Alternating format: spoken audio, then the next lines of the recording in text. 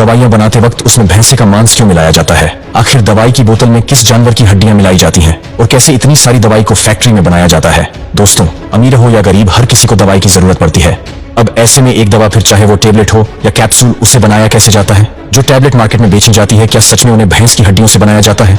सब कुछ आज के वीडियो में आपको जानने को मिलेगा। दोस्तों, सबसे पहले किसी भी दवा का मैन्युफैक्चरिंग करना है तो उससे पहले उस पर रिसर्च करी जाती है। जैसे कि अगर लकवे की दवाई को टेस्ट करना है तो जानवरों को जबरदस्ती लकवा ग्रस्त करके उस पर टेस्टिंग होती है। अब टूटे हुई हाथ पैर वाली दवा अगर बनानी है तो उस केस में जानवरों के हाथ पैर बेरहमी से तोड़कर उन पर टेस्टिंग होती है। अगर फेफड़े के कैंसर की दवा बनानी है तो सबसे पहले जानवरों में तंबाकू की इनहेलर से लगातार उनमें कैंसर पैदा किया जाता है ताकि वो कैंसर की दवा बना सके। अब इस प्रोसेस से आपका खून तो जरूर खोला होगा, लेकिन दोस्तों, ये टेस्टिंग प्रोसेस सबसे जरूरी प्रोसेस है, क्योंकि बिना एनिमल टेस्टिंग से वो दवा सीधा इंसानों पे यूज करी जाए तो वो इंसानों के लिए खतरनाक साबित हो सकती है। तो अब आइए टेबलेट बनाने का प्रोसेस अच्छे से समझ लेते हैं।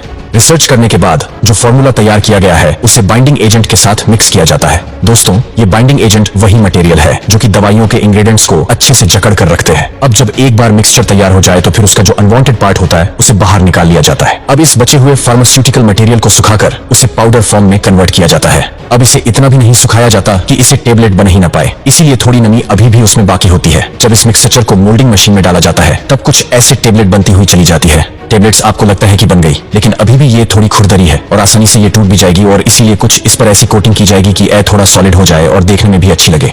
इस प्रोसेस के लिए सभी टेबलेट्स को इस रोटेटिंग मशीन में डालकर इस पर आर्टिफिशियल ब्लेमिंग एजेंट और टेबलेट का कोटिंग कलर भी इसमें डालकर अच्छे से 40 मिनट तक इसे मिक्स किया जाता है। अब हर घंटे जो भी टेबलेट बनी, इनमें से कुछ टेबलेट की क्वालिटी टेस्ट की जाती है। क्वालिटी टेस्टिंग में सभी इंग्रेडिएंट्स है भी या नहीं ये देखा जाता है, ये पानी में घुल रही है या नहीं, या फिर कोई मटेरियल कम ज्यादा ना हो गया हो, और यही से अप्रूवल मिलने पर पूरे स्लॉट को पैकेजिंग के लिए भेजा जाता है। और यहाँ पर एक मजदूर उस टेबलेट को मशीन में सेट कर देता है और बाकी का काम मशीन ऑटोमेटिक ही कर लेता है। इसके अलावा आइए दोस्तों, एक ऐसी बात बताते हैं जो आपकी पूरी जिंदगी काम आएगी। दरअसल दो तरह की दवाई मार्केट में आती है। अगर आपको पैसे बचाने हैं तो आप जेनरिक मेडिसिन ही खरीदें। जेनरिक मेडिसिन कोडियो के भाव में मिलते हैं और ब्रांडेड जेनरिक से 10 गुना ज्यादा भाव में मिलती है, क्योंकि ब्रांड पहले ही इतने सारे पैसे उसकी मार्केटिंग पर खर्च कर चुका होता है, इसलिए दवाई का प्राइस आसमान छूने लगता है। और कई ब्रांडेड कंपनी डॉक्टर्स को लालच देती है कि वो मरीजों को ब्रांडेड दवाइयां ही पर्ची पर लिख कर दे। इस मामले में मरीजों की जानकारी और डॉक्टर्स की खराब हैंड राइटिंग मरीजों को कोई सवाल पूछने का मौका ही नहीं देती, जिससे कि मरीजों को जबरदस्ती महंगी दवाई खरीदनी ही पड़ती है। लेकिन दोस्तों,